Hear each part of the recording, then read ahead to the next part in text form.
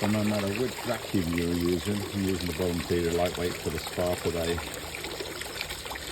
Turn the machine on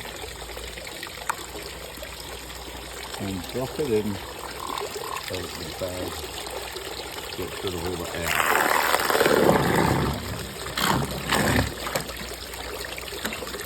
Then we're fine.